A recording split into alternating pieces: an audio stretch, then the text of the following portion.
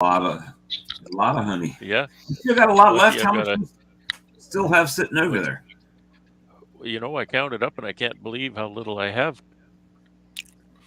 Um, After not counting what I just put in the cabinet, there is 3,000 pounds. Left. Left. 3,000. Did I say 3,000? Did I say 3,000, dear? Yeah. Three or 4,000. Phil answers the deer now. 3,000. Yeah, sorry. Three down. Yeah, Oh, something like it's about 3,000. so you're down to 3,000 pounds. Yeah, that's kind of nuts. That because that's I was going to say 7,000, but that's 8,000 pounds That's not already even gone. really. Is that enough to make it till your honey comes in, or Yeah, you're it well? should be. I mean, but I guess what I'm really trying to say is this on pace with sales of last year, or is it further along than it would be? Um, I'm in a little different position right now than I normally am. Normally, I'll have more packed honey on hand.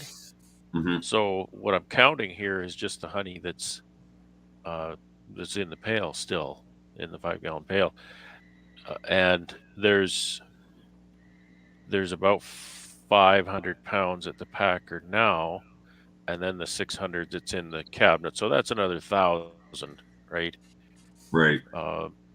So if we count that, if we take what I've got packed in the jars and whatnot, and then take everything else, we're looking at about 4,000 at this point left over. But that's not that much. I did some conversing with Mike Gordon today. It looks like the Form Rustler Bullets are going to make their first appearance in Canada this year. So Cool. So that's exciting on a couple fronts because to me, it's showing my product is starting to expand. Right? They had the lure, but now they're doing away with a competitor's product and bringing mine in because they've sold out of it. So that's good. It's expansion. So I'm actually gonna. I don't know if I can bring that in my suitcase. I don't know if I can bring it in my suitcase, so I'm gonna have to probably ship you a package with some stuff in it. But I'm gonna get it there. And I overnighted the passport application back. You know how much it cost me to send 2 pieces of paper overnight to New Hampshire from here? More than a bottle of whiteout, I'll bet. $30. Oh, Gosh. $30. So it's the gift that keeps on giving passport office. They didn't even kiss you. Jeez. No lube with that one. That was for sure. Yeah.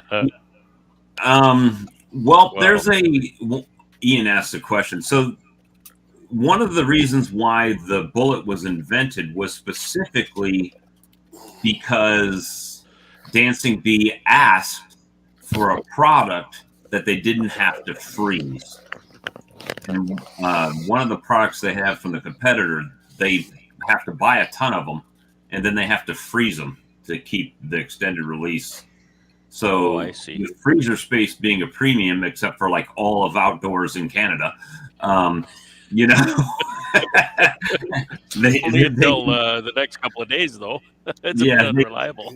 They can take my product and put it on the shelf, right? And they like the fact that they can refill. It's a refillable option that they can then sell the lure, right, to refill the extended release vials. So it's a win-win for them for storing. So that was and it was funny because the whole thing was developed because they were looking for a solution to that problem, and last year they bought none. Everybody else bought it, but they didn't buy it. So this year now they're buying it. So it's pretty good. Pretty good from that aspect. So you guys got anything of interest coming up? We had a big topic last night about pollen supplement, and spirulina. Spirulina. Yeah. Spirulina.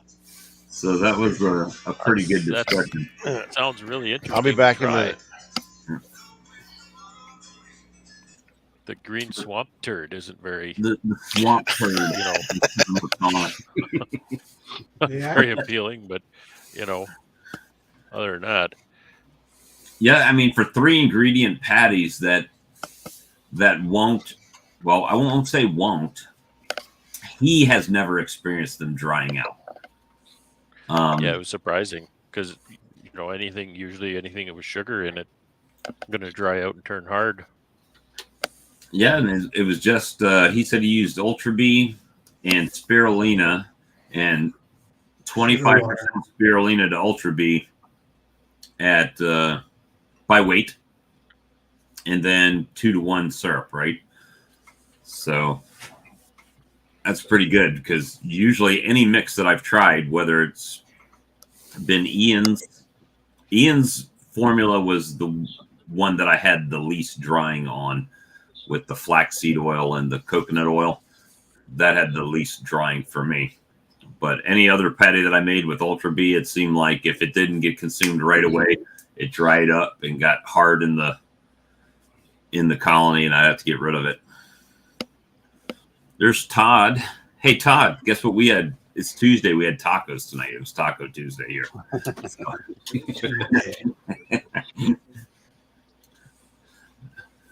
Yeah, he has had high fructose corn syrup. I was thinking that too. Yeah, last year when I made mine, I just dry out like that. I used 2-to-1 sucrose that I had, and it did kind of. I mean, it lasted longer, but it did eventually dry up. Rocked up. Yeah. Right. Turns into a rock. Flies better when you throw it when it's hard. What in the world's happening? We got 1,569 viewers right now, and I haven't seen No Fox way. Plus. Phil, is that you? Yeah. I'm just trying something. Did you figure it out? Yeah. What's being done to make that happen? Yeah. So it's all fake viewers, or you paid for No, it actually counts. So- Well, the fact that it counts and that doesn't really say that it's real viewers. Well, no, it's not real viewers, but Okay. Now it's 1722, so it just keeps going up and up and up, and then it drops down. It's like you're paying. Are you paying for advertisers or something? Or no. all right, you'll have to let me in on that. Yeah. Some YouTube math there. Oh, he just converted it, hit the viewers into pesos, and that's Yeah. Yes. Peso Keep jumping. number. It's confused because we got part Canada, part US. That's fun. The conversion rate on viewers is off. 2116. I don't know what you did. It's on steroids right now. That's funny. 1,800 browsers open. Could be. He's got 1,800 different tabs with it on open right now. His computer's locked down. We're also Phil's streaming this right now. Brad's streaming it. I'm streaming it. So it's on 3 different channels right now. Okay. You know what's going on. Lee's party is streaming on it.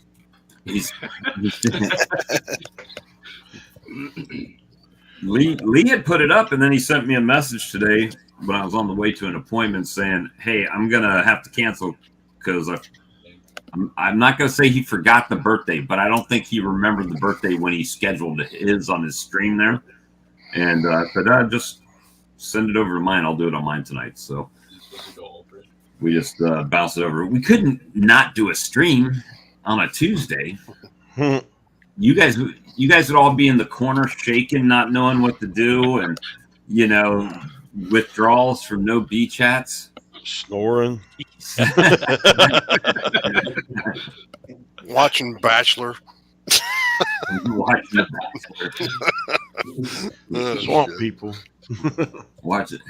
I was watching Big Bang Theory again. It seems like no matter how many times I watch that show, it seems like I've missed some episodes somehow in the whole thing.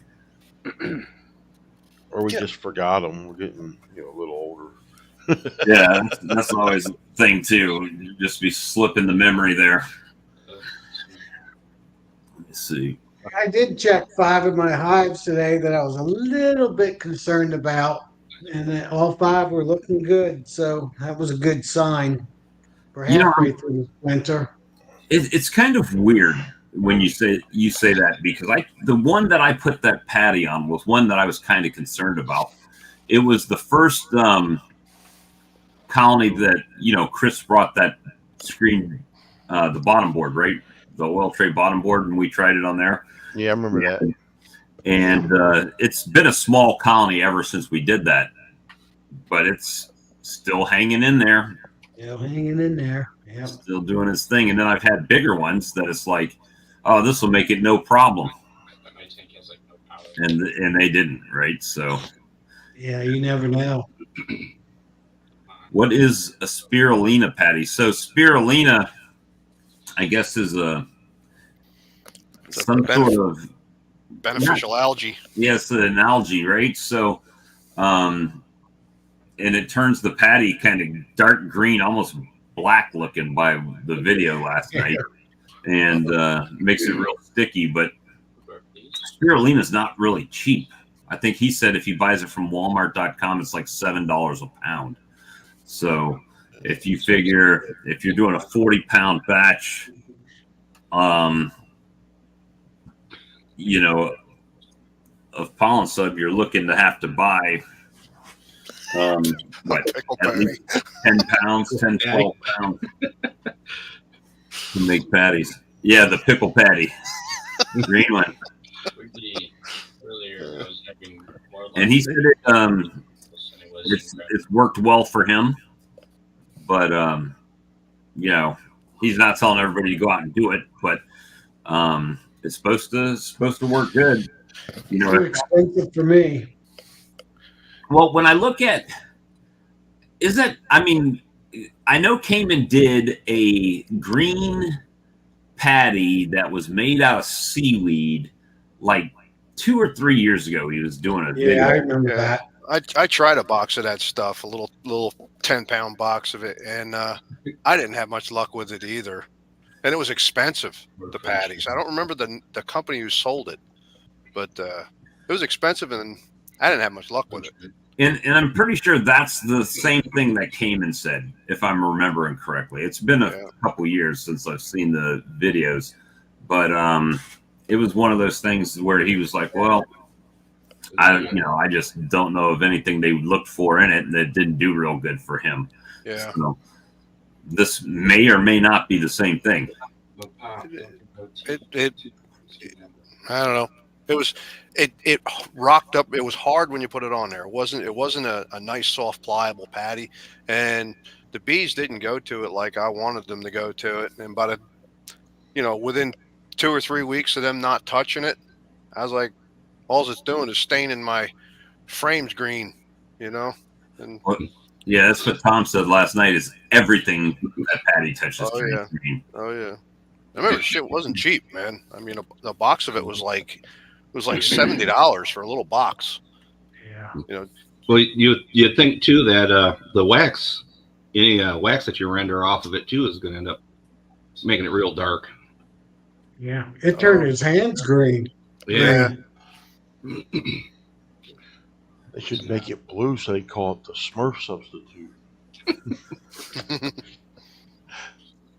And small hive beetles were still attracted to it.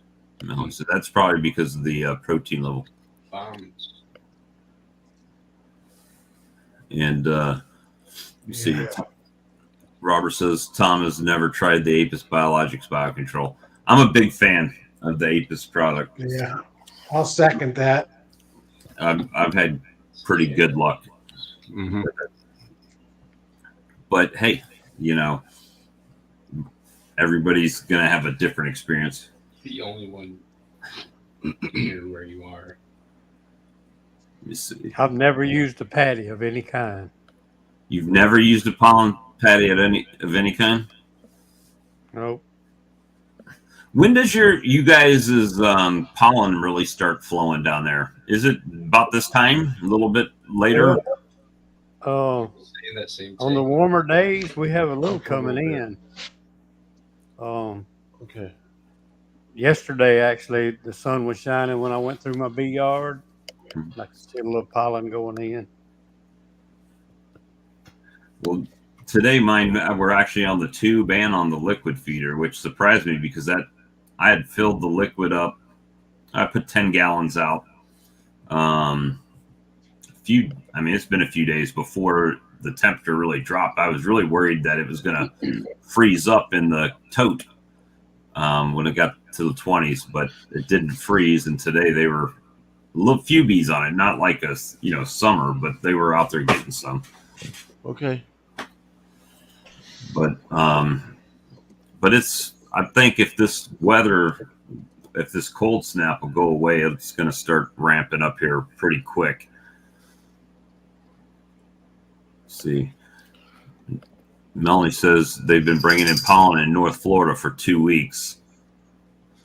So it's coming. It'll be here soon, the next few weeks. Did you get to reverse your boxes yet, Joey? Actually, today I did that, but I went through 4 or 5 of them, and only one needed rotating, so I just stopped. I actually made a video on it, so got a You little put it out already? It probably go out Saturday, but Okay. I tell you, usually this time of year, actually, when I do my rotations, I try to do it on the 15th of January, and usually the top box is full of bees and very few in the bottom. But I had bees, even some brood, in some of the bottom, so I just stopped the project, come back to the house, waiting on the rain. They all look good to me. You must have had some pollen coming in the past week. That brood. Yeah. Starting, well, in the next couple weeks, when the pollen starts here, I'll have to really keep an eye on it because they will flat plug that box right out of pollen. I mean, it'll just be slam full.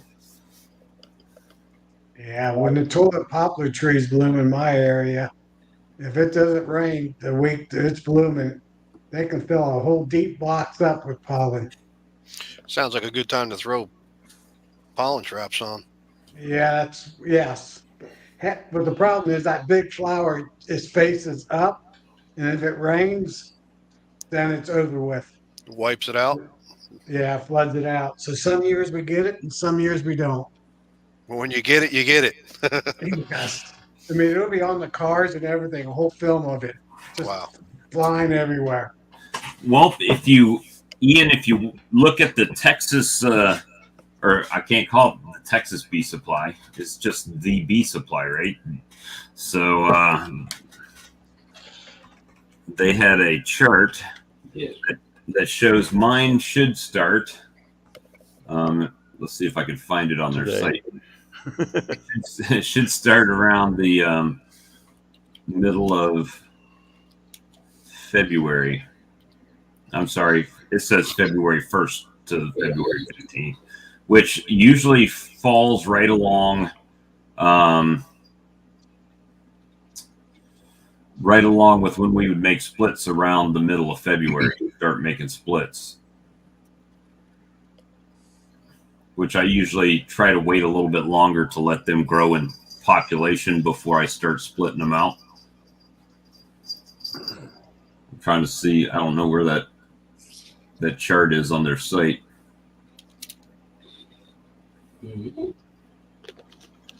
Another thing about, while it's silent, another thing about my boxes having more bees than I expected. We had probably the best fall flow that I've ever had since I started beekeeping. I think some of that was that too. Yeah, so they went in this winter well. whatever you call winter. Only a few of them I had to feed back in October. Yeah, I had I had a zero fall flow this past year because we were in a drought.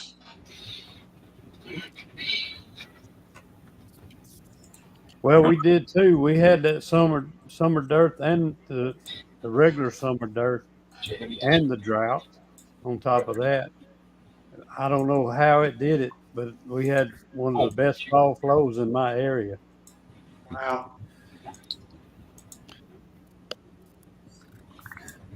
Even the ragweed wasn't putting stuff out. It's like, wow, that was the first ever.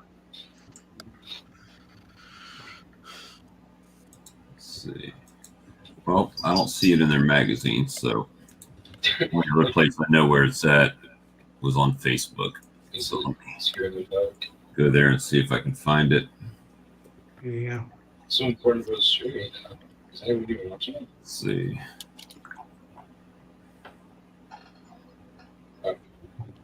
I saw next week on Thursday, it's supposed to be like 55 and sunny. So I'm hoping to get in all my hives. See how Supposed they're to all get doing. 75 here this week, but it's supposed to be rainy all the rest of the week. So Yeah, same here. You know, we're supposed to hit 60, but rain, rain, rain. Yeah, I got 63 on Friday, but there's a 70% chance of rain. Oh my god. let's see. Hey, at least they're getting out to get a little bit of a cleansing flight, and they're not locked down. They can go if it's just a little sprinkle or whatever. They can get out and get back. Where are you located, Dan? I'm in New Jersey. New This is- Jersey. The Bee Supply put this chart out for significant pollen flow start dates. So it looks like it's by this chart. It says that mine should be. I'm right in here. Should be February 1st through the 15th. Oh, I'm February 15th through the 30th. March 1st, the 15th, and that's about right. Yeah, I'm right in the on that line that you're between March and April. Yeah, but you know what? This year it might all be shifted up north a little bit, being an El Nino, strong El Nino year. yeah. Maps, whatever. You gotta keep your eye on them. Yeah, You I know. know my silver maple tree always had buds on it. Yeah. They froze their buds off last week. That ain't no joke. Yeah, So there's, I guess up here where you are, Brad, is after May 15th or around May 15th. Oh, yeah. Well, usually a little before that. It'll be in April sometime, No, it's but not heavy pollen flow. See, the one thing, I'll go backwards here. The one thing that's kind of surprising to me when I got to know beekeepers, keeping bees in a much different climate, is a lot of your nectar flows come from trees. And in our area, almost none of it does. It all comes from, low flowering plants. But in April, we get some pollen from poplars, and I think even some of the evergreens produce some pollen. It's a T2. But the early trees then give us some pollen in April. But we don't get any nectar until mid to late May. Dandelion is the first thing we get. Usually around March here, we'll get that. I call it the yellow cloud, right? Where everything is just covered with pollen. It's usually like pine pollen, but it's everywhere on everything. You can wash your car in the morning, you come back in the afternoon, it's just covered with pollen once again. We don't really see that, not in my experience. You watch it blow off the trees in clouds. I'm not scary. yeah. Ian said, fans, that's all I have. Only It's fan. unfortunate that the bees don't touch that pollen either. Yeah, I mean, I wish they did. I mean, our first thing is when the red maples start popping, and I've got little buds on them, but it'll be a few weeks before they really start popping open down here. Well, my first one's on the silver maples, and that's usually end of February. Violin, trombone, So piano. there was a guy had a question. I was curious about if he typed there, why not collect pollen while you can, like you're saying, and then feed it back to the bees later instead of pollen patties? Well, one thing that I've heard, I've never collected pollen. I'll tell everybody that to begin with, but you got to kind of be on your game, because it's not one of those things you can put a pollen trap on and, oh, I can't get to it till this weekend to take it back off again, because you will starve your bees out. So That's right. That's Day baby on, food. day off. And- Right? Yeah. So Yeah. really, if you give them the space, you're better to let them just hoard it away, right? And That's then theoretically likely a good idea, but like you say, Bob, it's not just all that simple. And you could do some serious damage if you misstep in there. You could. It's you got to be on time with it. I do it in the fall because we have a weird flow in the fall, and for some reason they'll pack out the brood nest not with nectar. They'll just plug it out with pollen in the fall, and that's not what you want. So I'll throw the traps on in the fall. Yeah, Give Dan, a day on. I get that in the spring. Plus the nectar. Oh man, yeah, we don't get it. It happens in the spring, but they eat it up, and they build their brood nest and store the nectar and just grow real nice. So they consume it as they're collecting it. But in the fall, it's odd. She's slowing down, but they keep on. They get on whatever it is that's blooming, and they plug it out, and you'll wind up with frames right on through the brood nest, just plugged out with pollen, and you wind up swapping them out to give her room to lay. Right. A lot of pollen, no nectar. Yeah, I got 3 deeps in my freezer in the garage full of pollen frames. Ready for queen rearing season. Oh yeah. Oh yeah. That's perfect.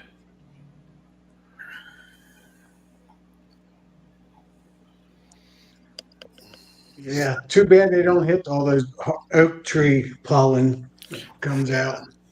I got a lot of oak trees. Yeah, we got them here too. Oaks and pines. yeah, we got tons Yeah. of pine trees here. And the bad part is, when I started beekeeping here, I had a lot of farm field around me. But in the last 2-3 years, they started developing those into houses.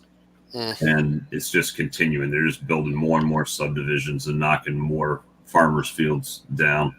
Yeah. And I think part of that is because, families like Ian's are going away, right? The kids aren't real interested in doing the farming anymore. The parents are getting older to where they don't want to do it anymore. So the only option is to start selling the land off. And then these property developers come in and buy it all up and just build houses and apartments and condos and everything else. And all my fields are going away. So Yeah. Speaking My of- honey is probably 98% trees, maybe 2% flowers, Yeah. just from the neighborhood. Speaking of farms, that you ever make any progress with your neighborhood strawberry farm, Bob? no answers from them from my inquiries or anything. They probably won't. But we're gonna just do what we can, and if I've got to find out yards to put bees on, I guess that's what I'm gonna have to do, is find some out yards. I still have I guess 14 acres that surround me that are woods. And, it would be different if I was in one of these old neighborhoods that had azaleas in everybody's yards and plants and everything. But unfortunately, most people nowadays, at least around here, don't care too much about planting plants and, keeping their keeping their yards all nice and everything like they seemed to back in the day. So we're just rolling with it. Hey, at least they don't mow the grass very frequently, so we do get the dandelions and some weeds. I'm starting to see more and more neighbors putting clover back in their yard, which is good. Yeah. Let's see. So That's people whenever are I getting had away from the monoculture green grass. And when I've had to reseed my backyard, I just said, well, I just planted clovers and all green and white flowers. Green things, white flowers. Leave it at that. My wife actually likes it better. Oh She yeah. likes that darker green color and all those white flowers. You only got to mow it a couple times and it just comes back. Right. It's nice. Yeah. A lot better than grass. Yep. Too bad you can't do all clover though. Let's see. Yeah, I was just looking at Ian's comment up there where he said, wow, no need to waste money on patty with pollen coming in like that. Yeah, I usually don't put pollen patty out. This year I tried to put it out earlier, like we're early enough to where people think I'm crazy for putting it on that time of year. That's kind of been the goal. It's like, hey, it's not that we don't need it. We just don't need it that early, right? But right now we've got nothing. So now's the time that we should be using it. So so that's going to be one of the things that I've already started, but I could use, probably that other pound on all my colonies, and getting it out there is the key. Yeah, I'm putting some on this year. I didn't last year. I did the year before, just because I want to get some nukes out of them. So I want to build them up as fast as I can. So I get enough brood frames to make a couple splits to sell. Wow, Ian said that the expo brought in $3.5 million in sales at the trade show. Wow, that's pretty impressive. Hopefully next year. Half of it was I think it's because I'm scary. DJ's also scared of me, so DJ's just out. What is that sound in the background? Oh, That's that's. scared of somebody. I think that's my kid playing video games. That's why I keep him muted. Oh, okay. I thought it was somebody talking, and I couldn't figure out who was talking. It's the voices in your head, Brad. Oh, yeah, you guys heard it too. Don't pull that this time. What voices? What are you talking about? Very loud voices in your head, Brad. Cold and lonely in Canada. Phil heard them.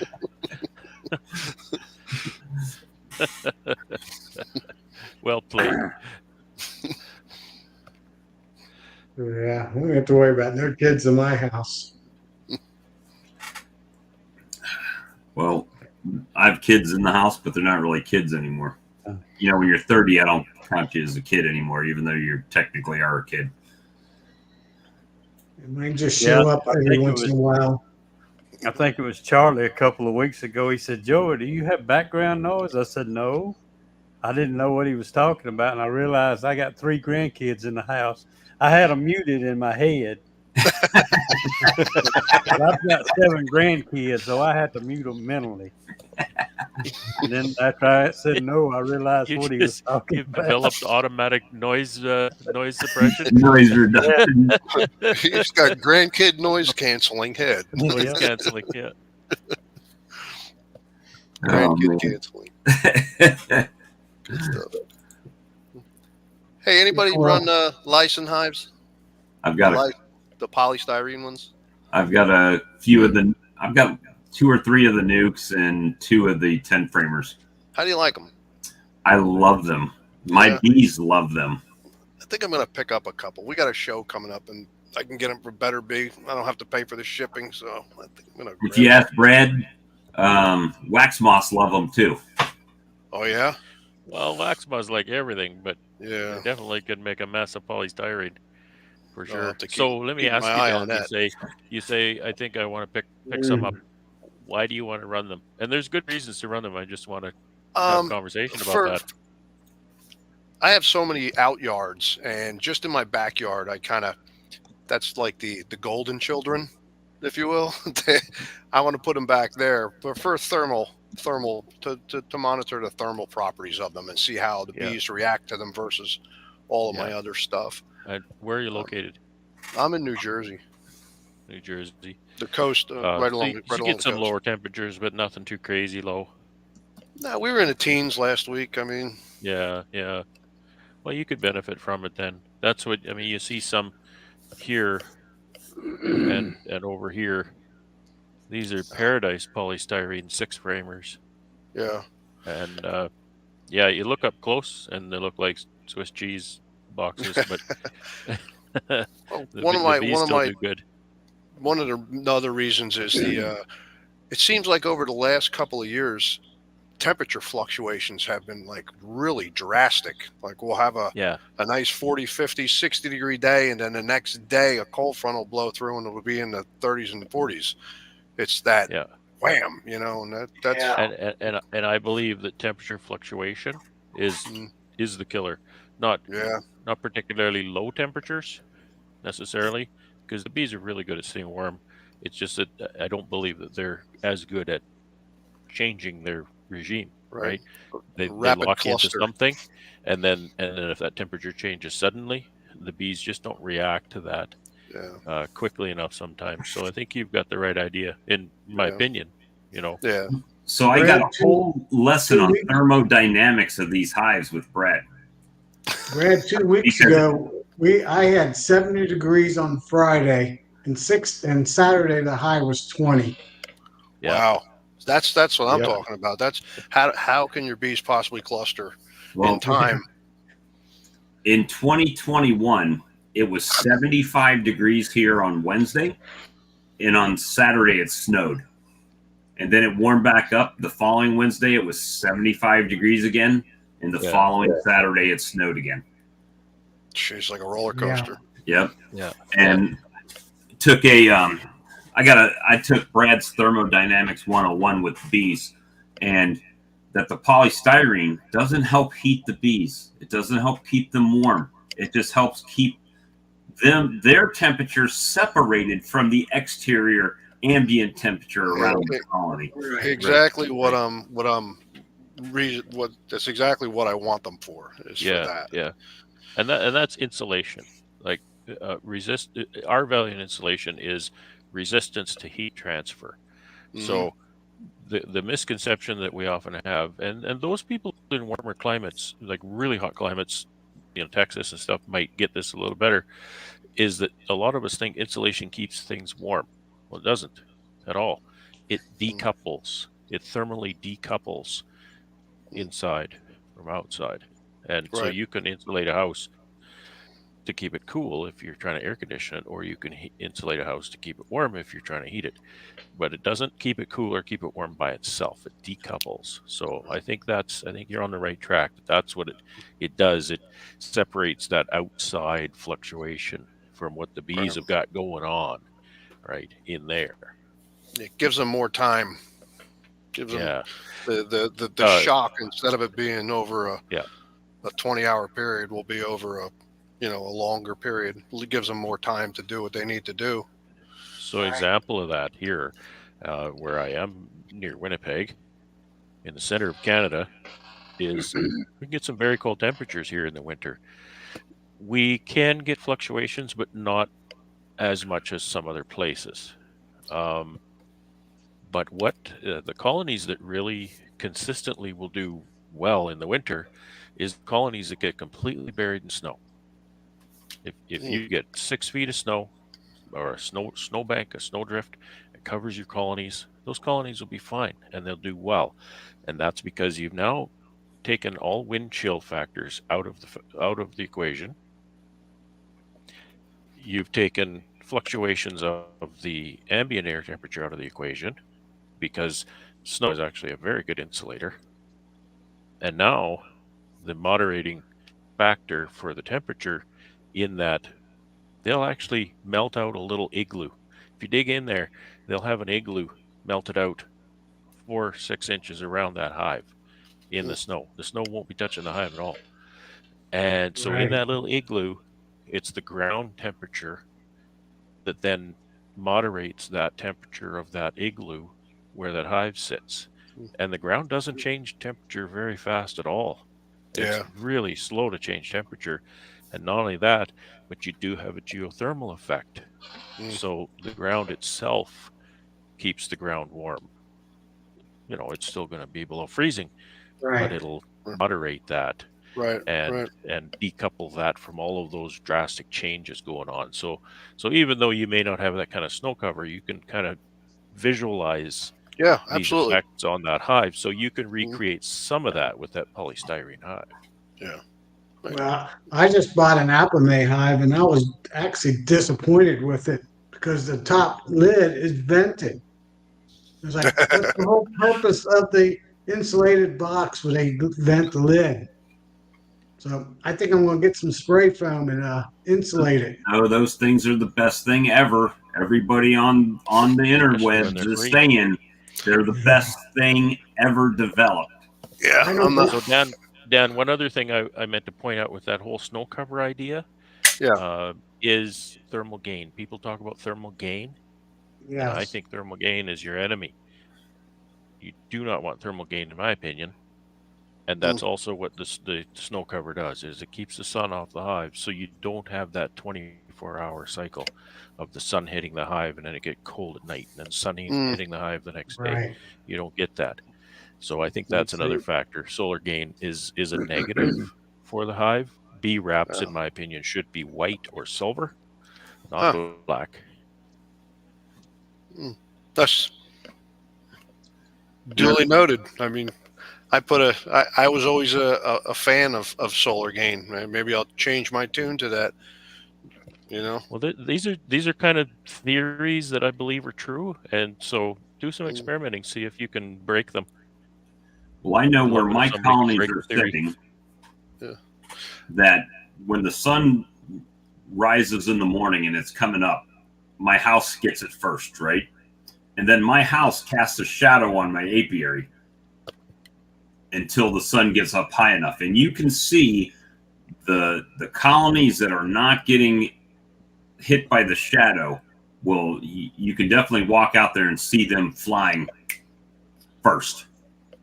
They're out and about. And then as the sun comes up and it starts hitting these other colonies and they start warming up and waking up a little bit, then it's game on, right, for everybody. But you can really see it, especially the ones that are on the other side of that driveway that are on that side. They don't get hit at all by the house. And they're out first thing in the morning doing their thing. So a couple of years ago, I bought 4 broodminder temperature sensors, and I put them initially. I put them on the top bars. Now I run a migratory cover, so it's just a 3/4 inch piece of plywood with a 1/2 inch shim. So it just, it's not a lot of R value or anything, and it's not even a double thing like an inner and then a telescoping. So if you can picture that. But this temperature sensor was sitting right on the top bar of the hive, single deep colony. And I looked at that data for quite a few months. I watched that data, and when you look at broodminder's data, they also superimpose on your data graph the measured ambient temperature in your area. So that's really nice because you can then see any correlations between your data and what's going on in the ambient surrounding. With that temperature sensor sitting on the top bar, I was measuring the outside temperature. Oh. Wow. The bees Right through had the lid, huh? almost no effect on that temperature sensor. It was sitting on the top bar. You think that's close enough to the cluster. I was measuring outside temperature. I tipped it and set it just between the top bars, and it leveled right out and started measuring what I believe was almost consistent cluster temperature. So just that small change, it only changed by about an inch Wow. in there. If you So, if you you know, if you talk to Ed, Mr. Ed, or Randy, and all them, and I've seen it myself. If you do cutouts, you'll find out that the bees are almost always on the north side of the house. Sometimes on the east, northeast corner, seldom on the west, and never on the south. Yeah. Bees actually prefer to be in the shade. I think so they can Interesting. control the thermal a little bit better inside their hive. Interesting. Huh. Hey guys, I'm gonna have to What you're saying, sign Brad, off. it I'll talk to y'all supports the later. same thing. See you, Morgan. Have See a you good later, night. Morgan. See you, Morgan. Which is Y'all have a good interesting evening. because Seeley actually talks a lot about bees choosing an entrance that's on the south. That's Mm. inconsistent with what Brother Adam talked about too. So I think there's a lot of questions there still because a lot of the experts don't agree, and Yeah. even the anecdotes don't really agree. So I saw that. I saw that, Tom, the thing with Randy, and it was pretty interesting that he stated that like 90% of the cutouts that he does are in that position. So that was pretty interesting. Yeah, and I've done 5 or 6, and they've all been on the north side. Yeah. Yeah. I mean, that's the bees themselves saying, they're telling you. Right, right. They don't want to be in the direct sun Yeah. Weird. or in the roof of a house and the eaves with that thermal heat.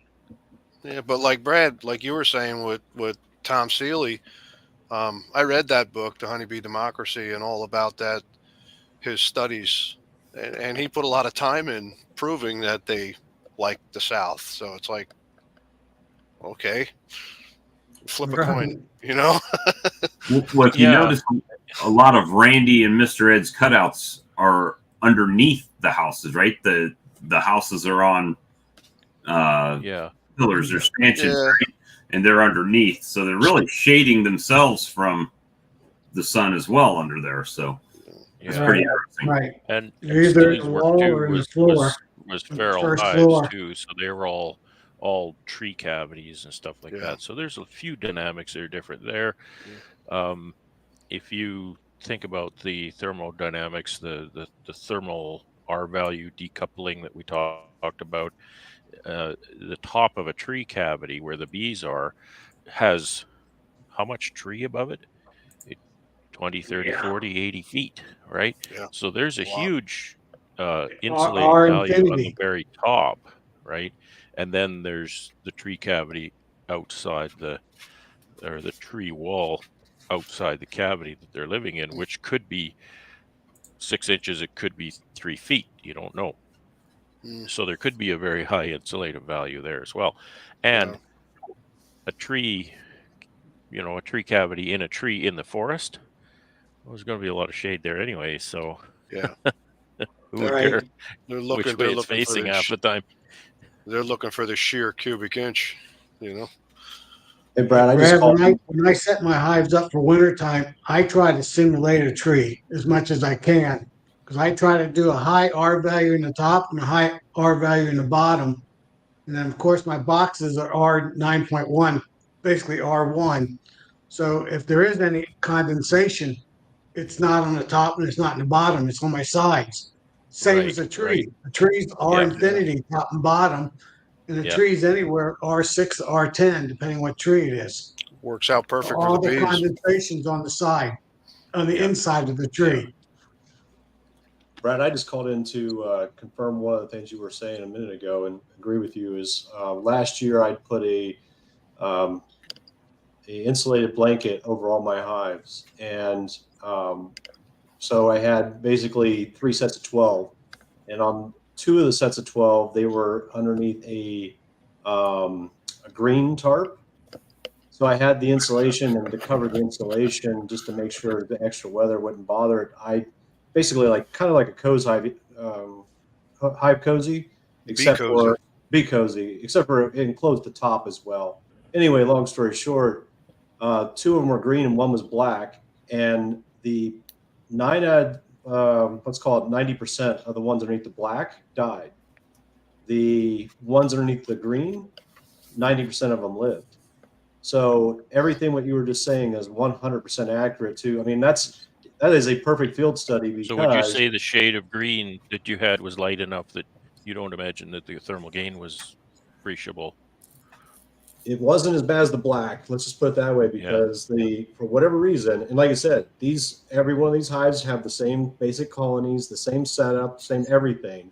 The only yeah, difference is one was black, and the other two were green. And like I said, 90% of the black one died, and only out of the other 24, only one hive died out of the other 24. But Interesting. all but two, so 10 out of 12 died underneath the black. So And do it the two again. that Repeat it.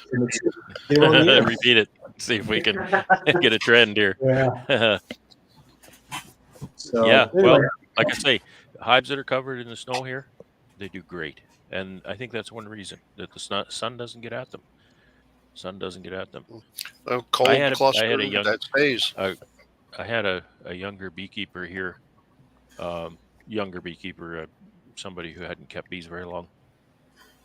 I think it was 22. It was 2022 when we had all that snow in April, and he contacted myself, and his mentor was a friend of mine, and he phoned me and he said, I don't know what to tell this guy because he was losing his mind. It was early May, and his bees in this one yard were covered in literally 6 feet of snow. He showed a picture. He dug down to find a hive, and it was 6 feet down in the snow in early May. Wow. And I said, I don't know what to tell you, but my gut says don't worry about it. That's pretty late, though, right? That's very, very late. Yeah. But Because and he got back to us in mid to late June, and he said, you know what, guys? I had 2 yards of bees. One was under 6 feet of snow, and the other one had, moderate snow cover. In May, they were not covered in snow at all. And he said the yard that didn't have hardly any snow, the bees were terrible. And that yard covered in snow, they were fantastic. So in that instance, the rule was really proven. So yeah, it's tough to see. You lose your hives in the snowbank, you think, oh man, what's going on? But just leave it be. Well, I mean, really, there's not. If it is under 6 foot of snow, there's nothing you can do. If it's dead anyway, it's dead. There's there's nothing you can do. I mean, until it thaws out anyway, right? So, I mean, as far as digging down to them, I mean, you could dig them. Get a big machine and do a lot of digging. Dig them all out and watch them fly in the snow. At least they can clean out the dead, carry out the corpses. But,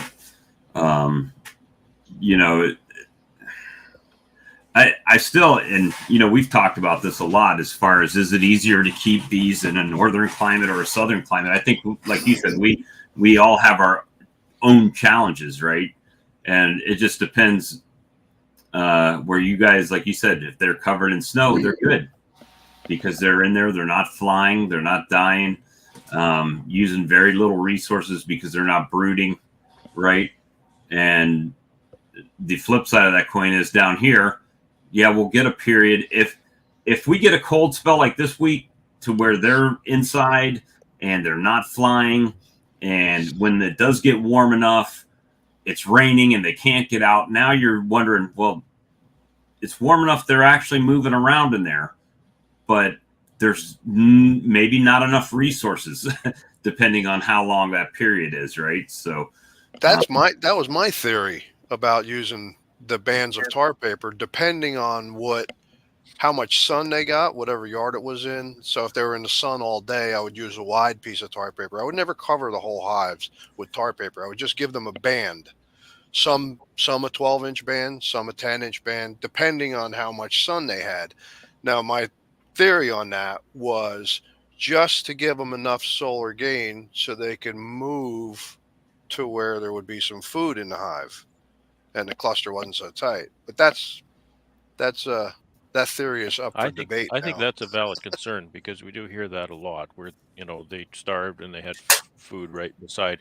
However, I'll talk about something different here.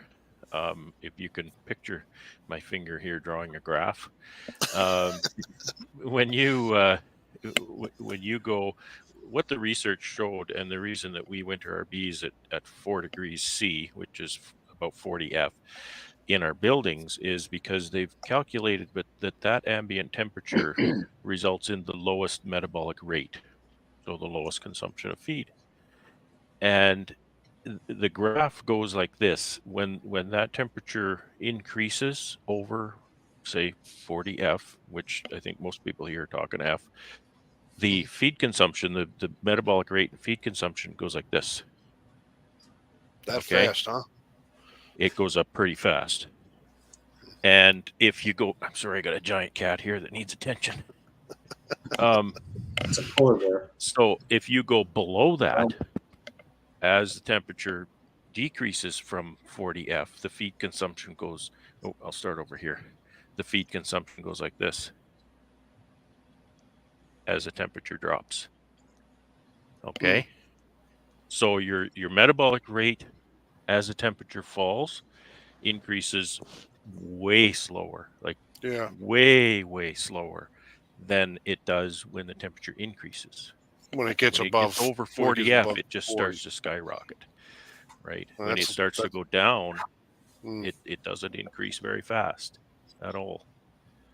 So Most of our little, days in the winter up here, most of the days are in the 40s. I mean, like last week we had a couple days in the 20s, but I would have to say a good part of the winter is in the 40s, low 40s, high 30s, maybe mid 30s. But nothing like you guys.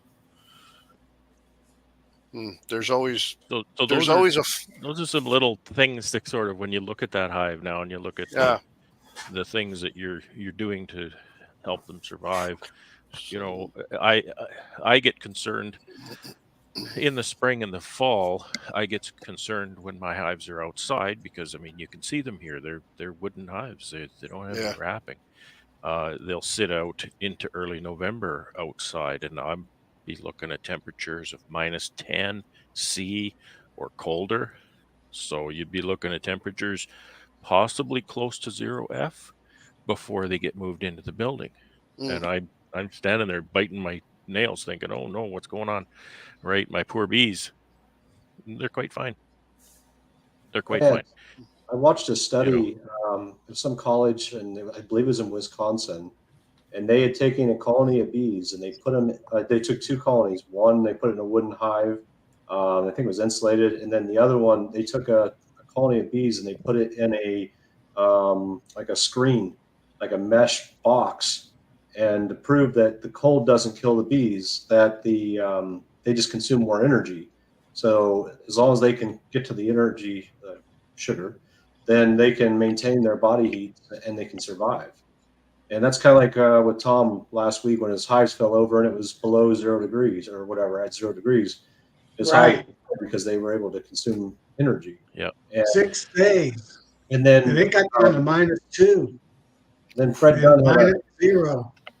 Fred Dunn did a article or whatever, what do you want to call it, blog the other day, was talking about if bees do not have any like a cluster or whatever, how long they can survive at a sub temperature. And I forget what it was, but it's like if they go below like 20 degrees for 2 days, they'll perish. But if they can survive, if they're able to cluster and get above that temperature. If they have enough feed. Here's a little experiment that was done near me, just a few miles east of me. I had a friend who's a beekeeper there, and he didn't get his bees put away one winter. And he was running 75 colonies. I think it was running 75 colonies. And he didn't get his bees put away, so they sat in wooden boxes just like this all winter. And it was disastrous. It was absolutely disastrous. However, he did a post-mortem on every one of those colonies, and because it was a very expensive experiment for him. Out of 75 colonies, and I believe I've got this right, out of 75 colonies, 3 survived. Can you believe that? A Canadian winter, -40 for weeks, right? One of them, no, 2 of them iced up because they didn't have enough ventilation to get rid of the condensation as they consumed the feed. So that was And so 70 hives starved to death. Okay. So had they had more feed available, maybe they would have had more survive, because 3 of them did survive. They had enough feed and they had enough ventilation to keep the condensation out, and they survived. Am I Hey, dropping out? Robert, those 3 hives went from minus Am I 3 dropping to out? 20 Fahrenheit So or minus 20, -6 Celsius for 6 yeah, days, where did I get and to? they survived. So they can survive 6 days of 20 or cooler. It's funny when Brad's talking. It's a Kramer is like moving, like he, you can see the. Yeah. Sorry, I don't know if what I said came through. Did you get what I said?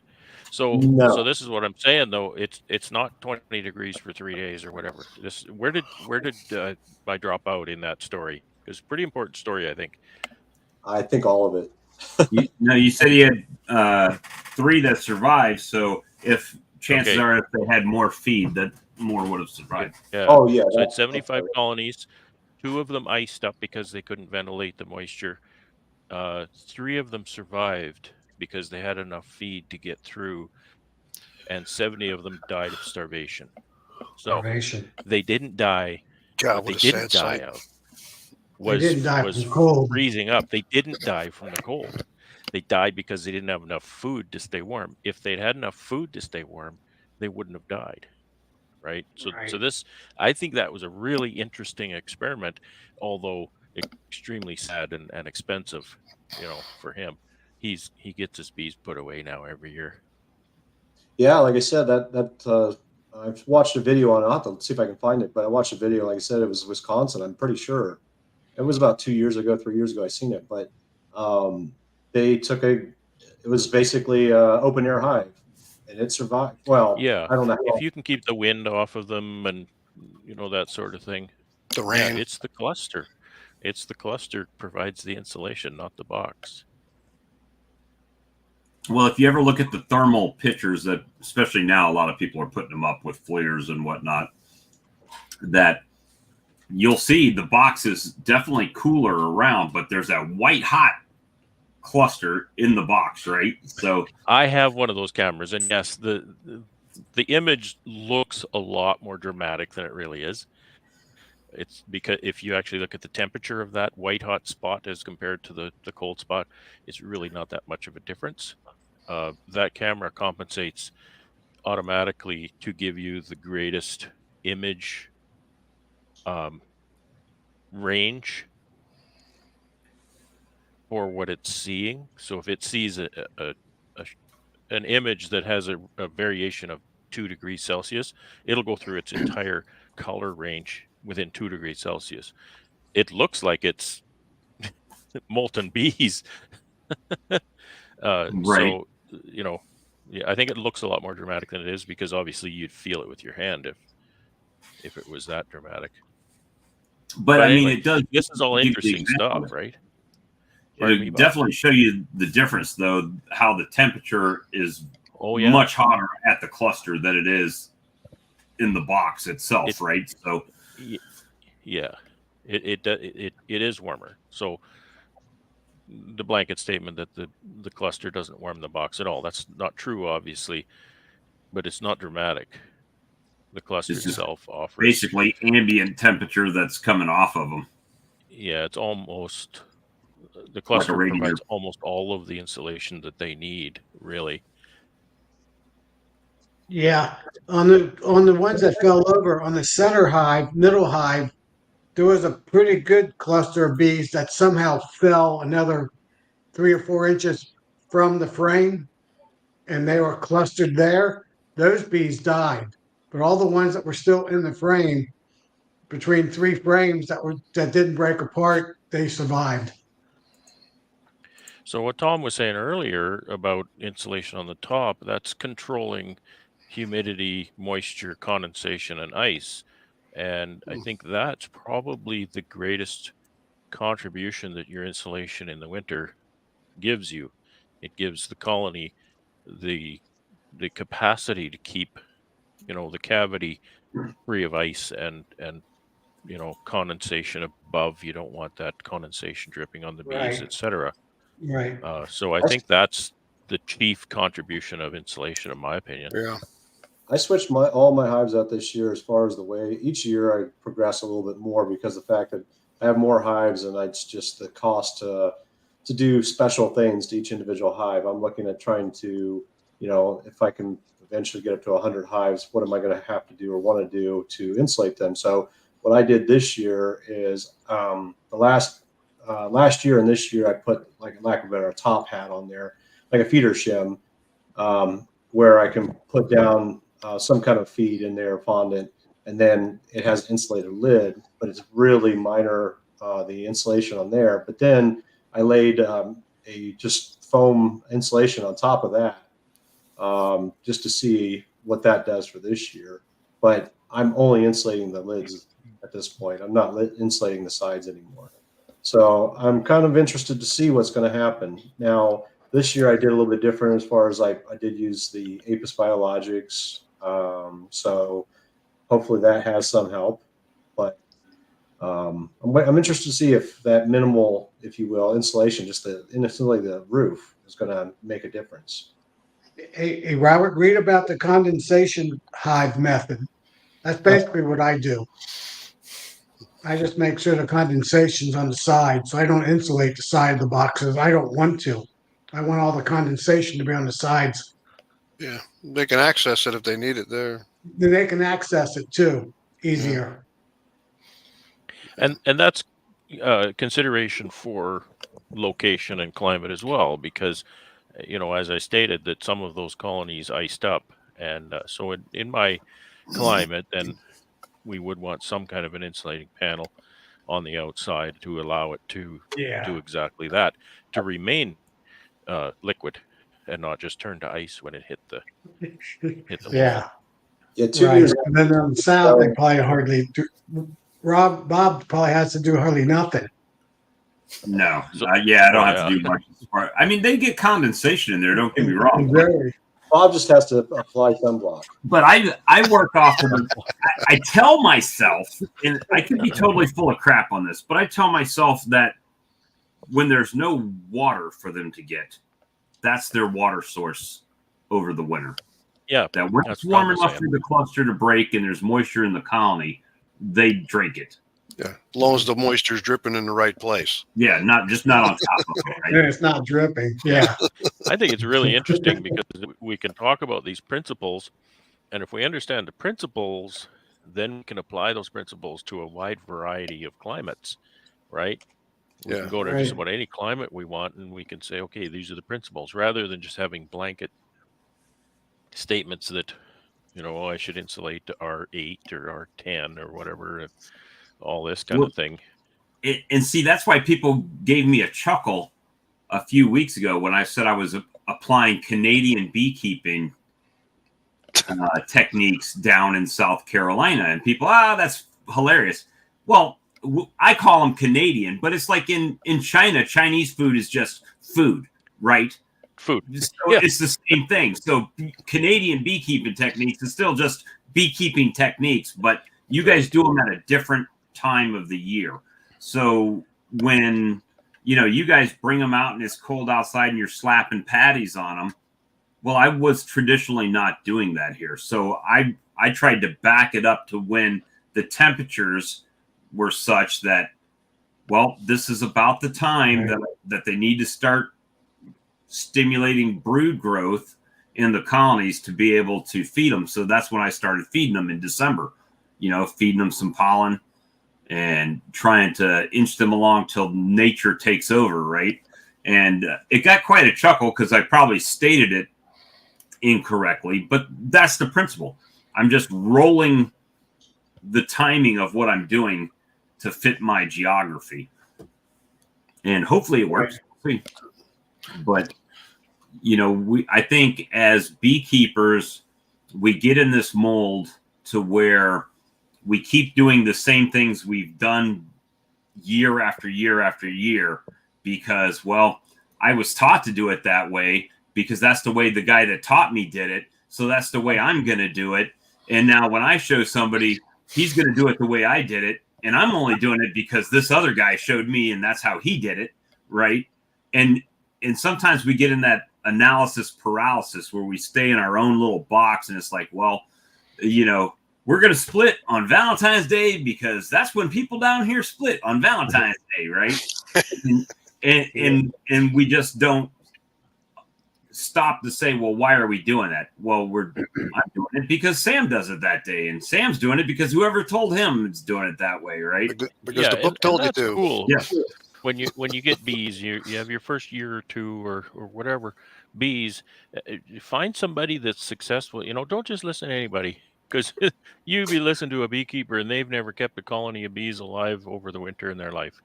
And I just read a Facebook post with this. I really felt sorry for this guy, but I applauded his stick-to-itiveness. He said he's been keeping bees for 8 years and he's never successfully wintered a colony. And I thought that's really sad because he buys bees every year. Yeah. That's funny. But you know, if you need to applaud him for find just somebody admitting who's that. if you find somebody who's successful and just mimic what they're doing to kind of get by, and then get your education going, and then you can start to figure out exactly why they're doing what they're doing. And sometimes you can see holes in it and say, you know what, I'm gonna, maybe try something else. That's where the education starts. So yeah, definitely mimic at the beginning when you don't know anything. That's what I did. I have an apprentice. That's the one thing I told her. I said, you're not a beekeeper until you get a colony of bees through the winter. Then you're a beekeeper. Well, you Other than that, then it. you're if you're not, you're just a bee haver. You know. Well, that's what this guy said. He said, "I'm not a beekeeper. I'm a bee buyer." He said. I really applauded his humor about the whole thing, because it was quite sad. Well, most of us run not for profits anyway. Not that we don't want a profit. It's just, I keep telling myself it's just a hobby. Well, it's one of those things that I'm finding, for me personally, after looking at my tax return this year and the inch said the ugly word, inch to 2 inch thick of invoices where I've purchased things, is that that's something I can control, right? I can stop. Well, maybe I can't, but most people can stop buying stuff, right? It's like, I've got enough stuff. Let's just fill those up and get them going. And now cut my overhead from continuously buying, stuff I don't need. Obviously there's stuff you do need, like feed and pollen sub and stuff like that, treatments and stuff like that you're going to do. But there's stuff in there. I bet you all of us could go through our list and be like, did I really need that item? Right? Did I need another Chinese hive tool? I don't know, Or the stuff you buy and you got a big plan and then you never implement it, or you do and it doesn't work and it just becomes something collecting dust in the corner, and you realize, well, there's a bunch of money down the toilet. I know. So it's like, it's just. But you try your best, right? But, there's things like I did that first time. I'm like, okay, I'm going to buy queens after the solstice, and I'm going to make splits, and I'm going to have nukes going into spring. And, you spend $1,100 on queens because it's late in the year. And how many of them took? 0. $1,100, bam, off the bottom line, right? Plus the resources. That's not a net loss, though.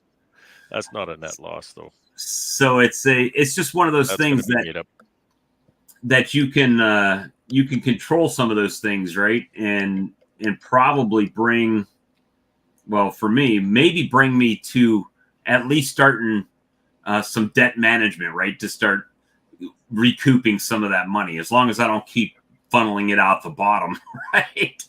So, like flying to Canada for a week, that's that's an expense.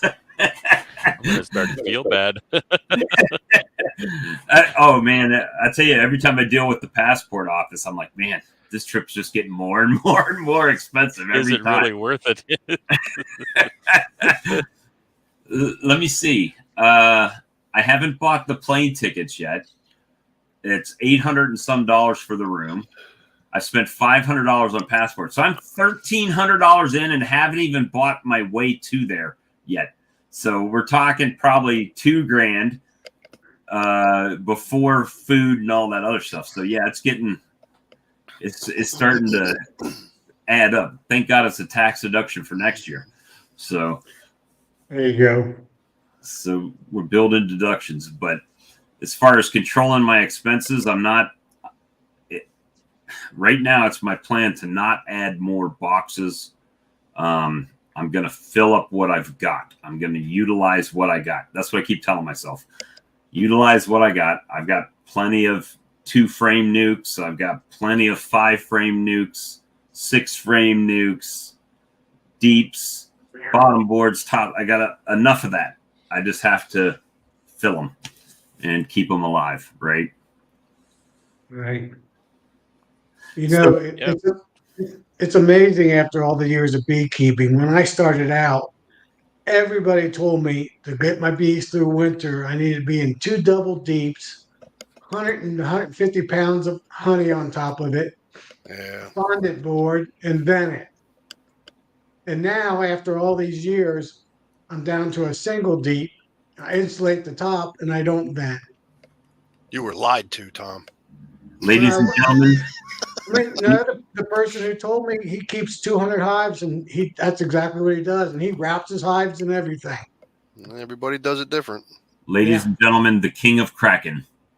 But I found out, I work full Hey, time. boss. I don't get Cheers so to that. I found out I can About keep the time you live showed and up. just pack out 1 box and then insulate the top really well so no moisture drips on them. Sure. And Yeah. they get through my Southwest Ohio winter. Let me see. Bob, you think you're bad. I bought a second house, and it was on the border of a 600-acre ornament tree farm. That's hey, at least it's in a good spot if they're nectar producing trees or pollen producing trees. I got While virgin Brian was fresca asking gin. something about your margarita machine. Yeah, so that person sold them. They sold my margarita machines. So I've got to find some more cheap ones to look for. So till then, I need to get a refill. Otherwise known as fresca. Fresca. I said I got a virgin fresca and gin, otherwise known as Oh, fresca. I looked into that after you brought it up because it made a lot of sense because with your creaming honey, the fact that you do have to chill creamed honey down after you blend it for a period of time, you have it right there in the machine. So you could put a switch on that, so a timer, so it turns the machine on every 15 minutes and turns it, runs for 2 minutes, turns off 15 minutes, whatever. And then when you're ready, you can just crank on the chiller and chill the thing down. And then before it sets, you could just open up the valve and out it comes. So I think it's pretty brilliant, but I looked into it and I wasn't able to find anything that was reasonably priced because I was thinking, man, that's dual purpose right there. Margarita machine and honey creamer. Because honestly, how often are you creaming honey? The other 80% of the time, man, you got a margarita machine. Well, I just got to looking at that $35,000 machine, and it just seemed to me that it was an auger. I mean, you can't see it, but you see it turning and it popping air out like it's just pushing the air around. So my thought was that, hell, I could get one of those for, well, I found a couple for $125 a piece on there, load it full of some seed honey, some creamed honey, and just turn it on mix and let that slushy machine just turn it and blend everything together. And what they do is, if you listen to his video, they run it and mix it together. They pump it out right into a bucket. They put the bucket in a chiller for 24 hours. They bring it back the next day. They dump it back in. They turn it some more, pump it back out, put it back in the chiller. Then they bottle it. So it's still like a 3-day process. So my thought was, hey, put it in the slushy machine, just let it turn and mix it up, open the front, put it in the bucket, done. The viscosity might be a problem. That's the only thing that I'm thinking, because my mom she used to have a restaurant business, and she had one of those commercial, and you know how most of them are dual, like they have two units.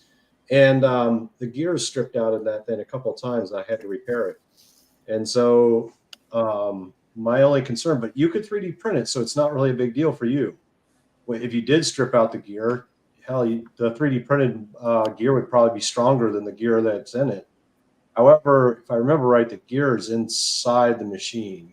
I can't remember. It's been too many years since I repaired it, but that would be my only concern, is the gear may not be strong enough, because I think that the honey, especially creamed honey, might be a little bit tougher than the slushy. Maybe not, but it's pretty brilliant though if it does work, because like I said, it does everything you want it to do. I mean, set that thing on a timer and presto. The only thing that I noticed is some of the ones that I've seen that actually put like the range for the chiller, it's colder than what they suggest for honey. So I think you don't have to run it that long, because it's you could run it as it chills. So you could run it, I don't know what the time frame is, but you could figure that out. You run it for 30 minutes, shut it off for 30 minutes, run it for 30 minutes, shut it off for 30 minutes, because that would it would bring the temperature down. By the time it's cooling too far, you could turn it back on. And you could even take one of those what's it called? Not Rainbird. Inkbird, and use that. Just, glue it on the outside of it, so that way it's sensing the temperature through the plastic. Yes, it won't be as accurate, but you can set inside that Inkbird, you can set a range. So you could say to turn on and off at 10 degrees or something like that. And you could adjust the temperature to meet the temperature inside, if that makes sense. It may not be, whatever that is that you're trying to chill it to, 20 degrees, I don't know. But you could definitely adjust the device so it would see that. Yeah, so that's probably going to end up being an experiment for next year when I have more honey to try it with. So I'll keep my eyes open on Facebook Marketplace, see if I can find one cheap. Otherwise, I'll have to contact my good friends at Vivor and see if they'll send me one to do a video on. Even if you could find one that's got like bad refrigeration, so buy it cheap just for that just for the mixing part of it, yeah, just for the auger part of it. So it's definitely cheaper than $35,000, that's for sure, for home use. Yeah, right in the basement tonight. Yeah. Yeah, I just bought a mixer off an auction site, 9.5 quarts, 10 speeds. I'm sure one of the slow speeds will be good for mixing it. So I'll be doing some in the near future. Right. I did. I stripped out. I bought that heating cabinet, that food heating cabinet, and that was one of my big projects this last week. When I got the heating cabinet, it was all analog controls, right? And there's no, you turn the dial to low, medium, hot, whatever. There was no way to really control it. I didn't feel so. I stripped all the electronics out of it, and I put in two of those Inkbirds, and now I can digitally control it through the Wi-Fi. So now that cabinet, I'm able to dial it in and get exactly whatever temperature I want. So that's been pretty nice. Now you can say, "Hey Alexa, set the warming cabinet to 100 degrees." I don't know if those work with that, but yeah, on my phone, and it sends me an alarm. Hey Siri, mix my honey. Yeah.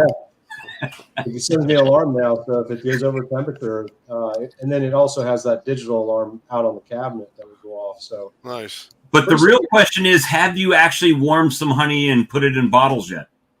I didn't, but however, I have a good excuse. I'm full of excuses. But at least you know it's an excuse. There you go.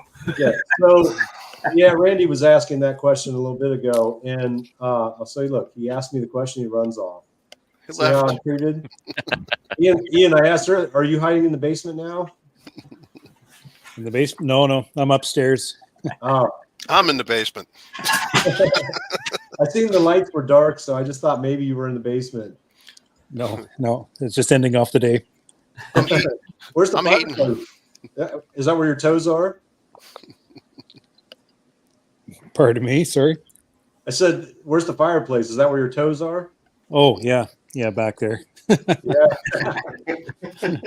So, Bob, to answer your question, I had a problem with my state registration for my name.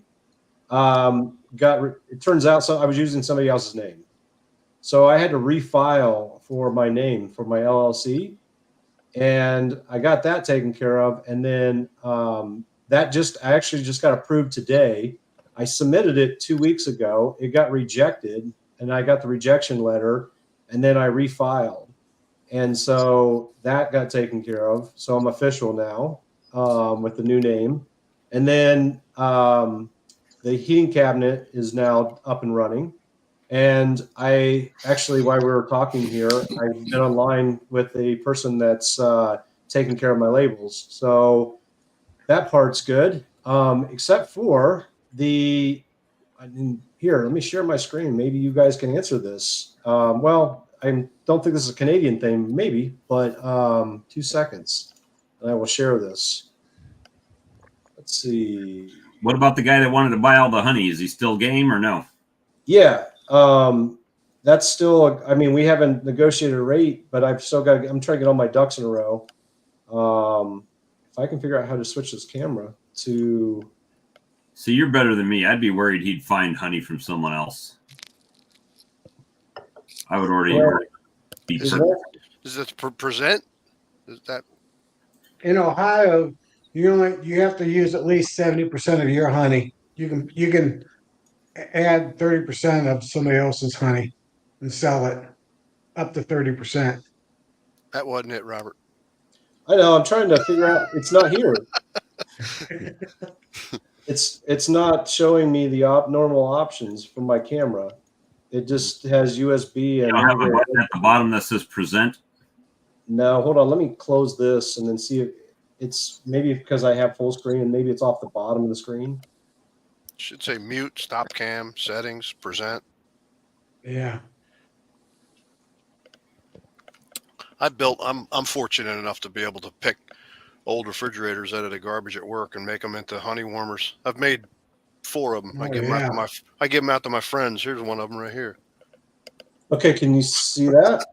So UPC, I did not realize that UPCs were owned by a nonprofit organization. You have to pay a fee to own a UPC. Really? Yep. That's right. And so this is how the UPC. I had the GS1. Yep, GS1. That's right. Is the U.S. organization that takes care of it. But I was going to ask you guys, and U.S. buddy, it's global. Oh, is it? Okay. It says GS1 US, so I just assumed. That's the US so what, you arm. purchase your own UPC seal? Yeah, for each, and you have to have one for each size, each flavor, whatever. And then the first, and over here is I was trying to find, there's a 9-digit and a 6-digit, and I was just going to ask you guys what's better. But I can't find where that's at now. I had it up on my screen. Is that one they're picturing right there? Scroll down. That one in the picture. That's what you A bit want. farther. Go down. There's 2 types. That's what you want right there. So that's here. That's the 9-digit, right? That's this one here. If you go, and I apologize for scrolling all over God's creation here. I did have this up earlier, but here's your cost structure. If anybody out there cares, but you get 10 UPCs for $250, or it's $30 for each. This is a subscription, though. Well, this is a one-time, right? An annual fee. If you buy one, you don't have to pay an annual up to 10. So the first 9, you don't pay an annual fee. Anything over 9, you pay $250 plus an annual fee. Okay, that's different than the way the Canadian arm controls it. Gotcha. But I guess what I was going to ask you is what the difference was between a 9-digit and a 6-digit UPC. But how many variations you have? That's what you want. That one in the picture, that's what you want. You probably only need 6 digits. There's so many different kinds of UPCs. Yeah, this is that one in the picture. That's all you ever see on a product. Yeah, that was why I was looking at this, because I have to have this to do business with them. So I have to purchase this, but for me, I only have to purchase 2. I have a For tip two for you next sizes. time. All right. There you go. You want a But, tip yeah. on UPCs? 39, Absolutely. I'll take any helpful hints you can give. Go to a 28. website called Simply Barcodes. Can you find that? Sure. I don't remember where I bought my barcode for my swarm lure, but I had to have a barcode to sell at retail. See, Robert?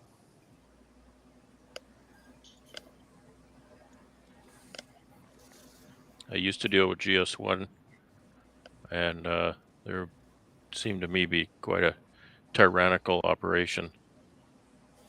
And so I ditched them and purchased UPCs from Simply Barcodes. And they are barcodes that originate with GS1, but I just buy them. Otherwise, I had to pay GS1 every year for my barcodes. With this Simply Barcodes, I just buy them and I own them for life. Yeah, that's how if you're buying them at $30 a piece, that's how they are. It's forever. But if you're buying more than is what 10, I'm saying then is you can compare prices and whatnot with a place like Simply Barcodes. And that's when Ian says, "Man, I'm glad I sell all my honey to the co-op."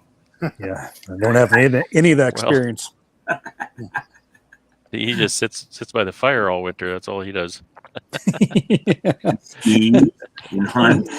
No, you know what? That's the thing. Guys, sometimes guys that ship in the barrel, they look at my, getting $4 or $5 a pound for honey, and they think, oh man, that's really amazing. You get so much for your honey. Well, I work for it. I certainly work for it. And when I net out what I'm getting, I'm not getting a lot more than what Ian's getting in the barrel. Just that I have to work all winter packing and delivering and dealing with stores and customers, and that's just my model, right? That's just what I do. Just think how much easier you were looking at ways to reduce the workload. Just barrel it up and sell it all at one time. Yep. Less work all winter long. Just think how much more time you'd have to build woodenware. That's right. Yeah, well, that's I have a lot of woodenware to get caught up on right now, and it's just piled. I have 1,000 need to get more woodenware customers. I think though, selling honey for me is probably easier than selling woodenware. Is that because your woodenware customers are just so difficult to deal with? Some of them are pretty easy with wherever I can point. Well, selling woodenware, you got to find beekeepers, and it's a pretty small sample size. Selling honey, just about everybody eats honey, and beekeepers are cheap. So they're always trying to squeeze you. Well, most of them, not all of them. Where's Charlie at? We're missing him and God tonight. Yeah, he's buying a lifter, I hope. Sometimes on Tuesdays, he's time lifter. He's got that B3 model. B meetings and stuff. On Hey Tuesday. guys, I'm heading off. All right, Tom, have a good one. Yeah. Be good. Tom, take it easy, bud. Everybody have a good one. And it's You too. Good night. JW sneak in at the bottom there. He's hiding behind his name. Yeah. Soapstone Farm. Kind of look like you got Jurassic Park behind you there. Do what? It kind of looks like a little bit of Jurassic Park there. It's a big fence. Looks good though. Nice looking apiary. Yeah. Those boxes look way nicer than mine. Mine kind of looks like a homeless zone, right? Where there's like stuff everywhere. Homeless bees. It looks like underneath the bridge where a bunch of homeless people live. And there's just bags and stuff sitting everywhere. But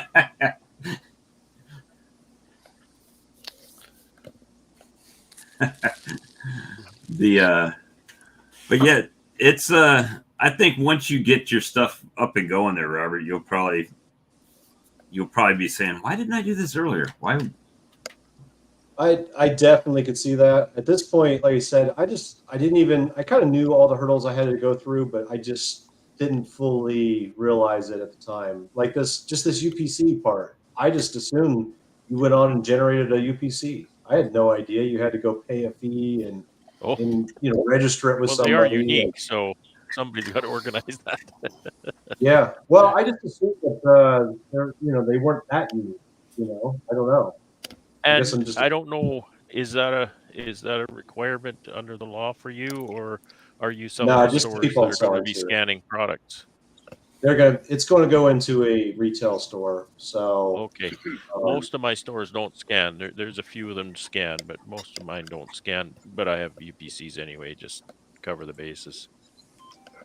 yeah, so that was one thing. It's like that's something new to me. And then I've been running underneath. I created a new name because I'm this particular what I'm selling the honey for now is just for the college tuition, and so I created a name that is more unique just for that. Well, I didn't even think to register it. So when I went to register it, it was already taken. So here I was using somebody else's name basically. So I had to go and backtrack and eat crow and redo that. So it's like a lot of these little things that I know better. I just wasn't really thinking about it because I wasn't planning on retailing, until I wouldn't always wanted to, but when I actually went to do it, I just didn't realize it was that complicated. So, Am I the only one that doesn't have an LLC? It's like I don't have an LLC. Sole proprietorship, right? Just sell it, and I don't. And then again, all of my honey sales are drive up, get their honey and go home, right? So me too.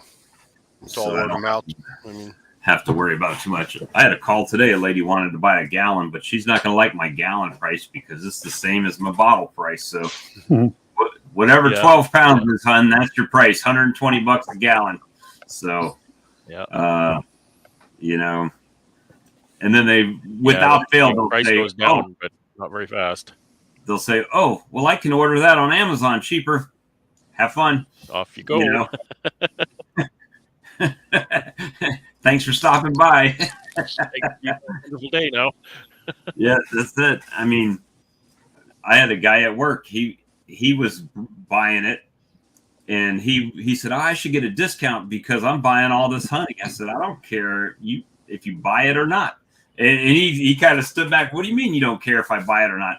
I said, "Because someone else will buy it before I've run out." Somebody standing behind you is going to. Yeah, I'm not worried about your little. You should know. You bought sales, 6 Bob. whole jars. Ooh, You should know the answer to that, Bob. You're in sales. When he says, "I should get a discount for buying all this honey," you say, "Well, that is the discounted price." Right. You can see what I charge the other guys. That's already got your discount included. Actually, it goes up in price because I know you. Because anybody that's ever been in sales, the biggest pain in the ass customers are your friends and relatives. Because they'll call you up and they're the ones that are going to complain to you. Let's face it, if I get something from the store and it's not quite what I expected or something, I'm not going back to Walmart. I'm not the guy going back to Walmart and say, "You know what? This juice wasn't what I thought it was going to be."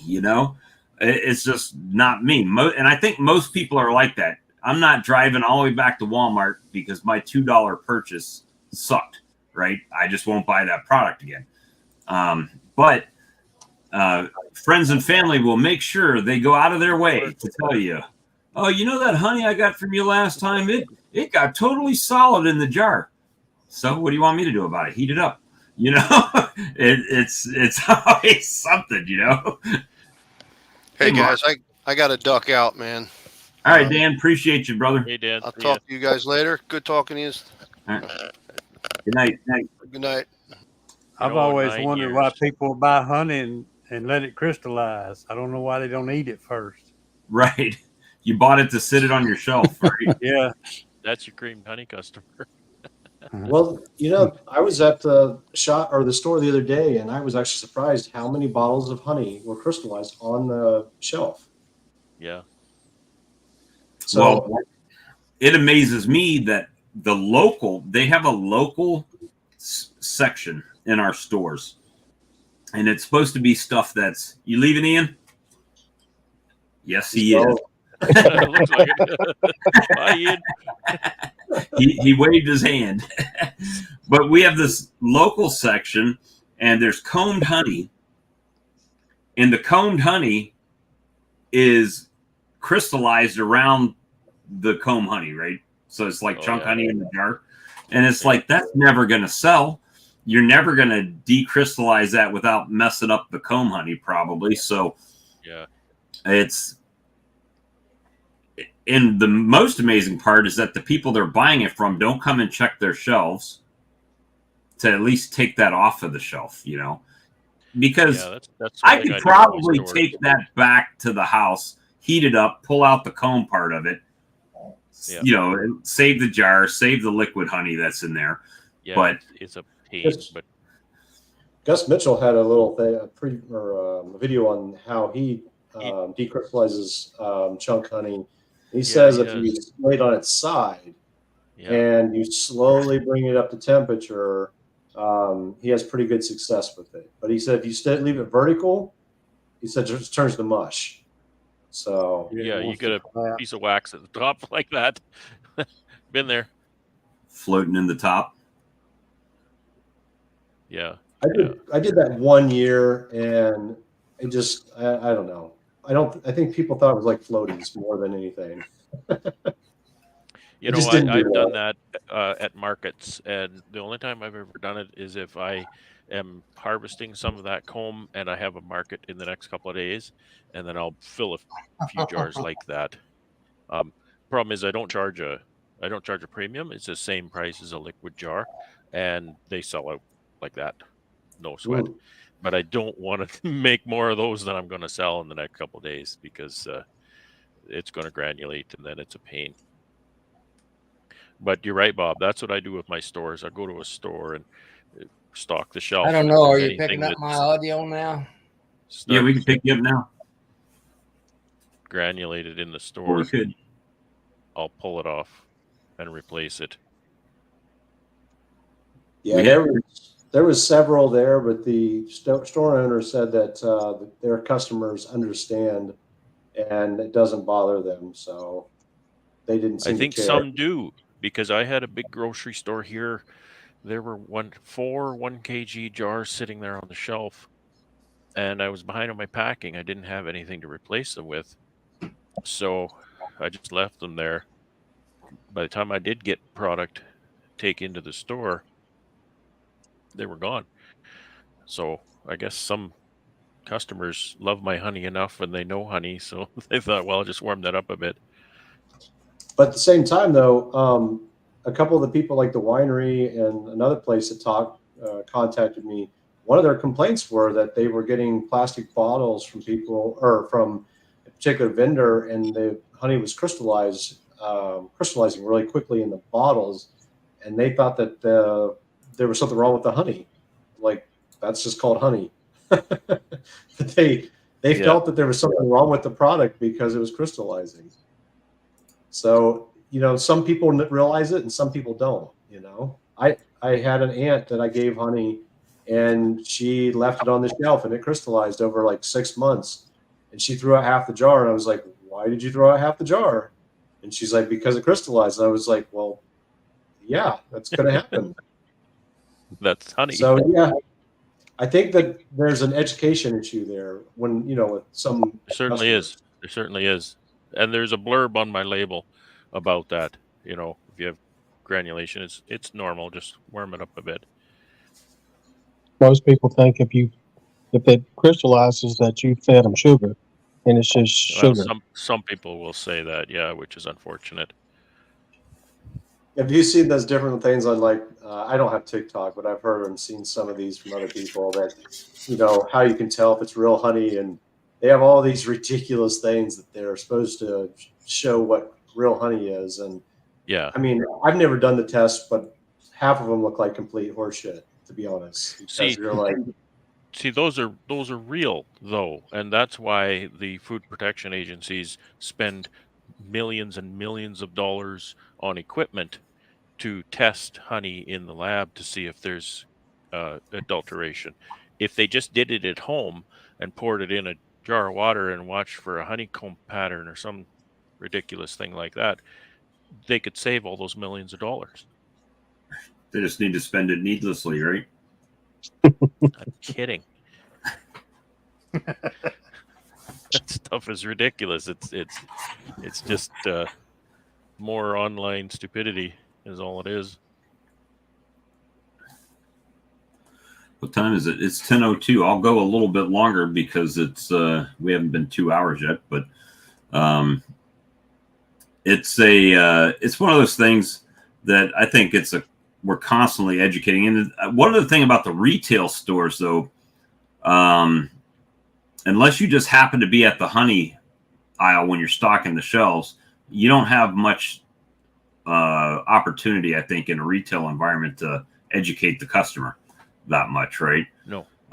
Here, it's kind of unique because they pull up and they see the bees, right? So, yeah. And there's something to be said for that, and I say that because people don't question where my honey comes from. You know, it's like they may say, and I do get people that'll pull in the yard and say,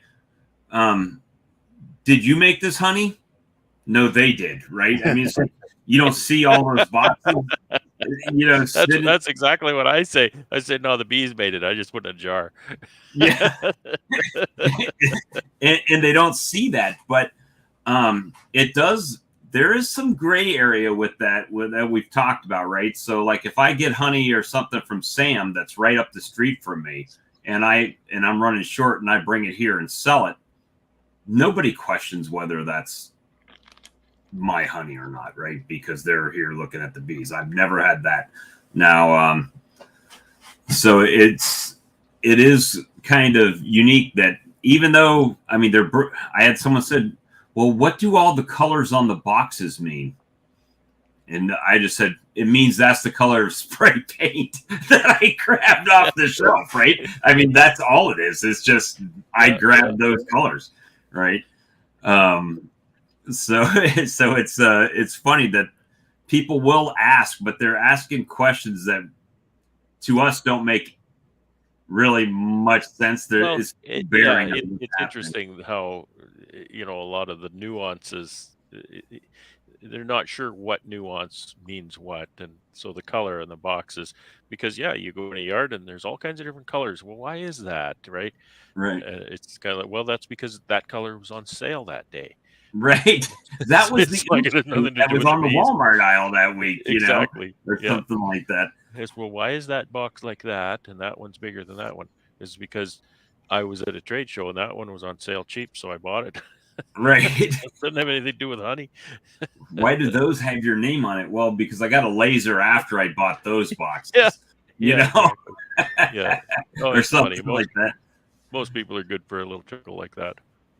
They think there's something profound, and it's just it was on sale. Yeah. Oh, the bee. I'm gonna have to create some crazy, unicorn under the magic tree, and I haven't seen Alex in a long time. So if you see Alex and you say hi to Alex, put a comment on there and tell him to bring his behind back so we can ask him about his magic trees and unicorns. And I need to come up with some type of story about why my boxes are all different colors and stuff like that. And why did I laser my boxes? Oh, that's so the bees know that they live here, right? Or something. So we'll try to figure that one out. That's right. But Mark, what you been up to, man? You came in kind of late. Yeah, just waiting for it to warm up a little bit so I can get in the bees. Are you going to get some of these 70-degree days coming up?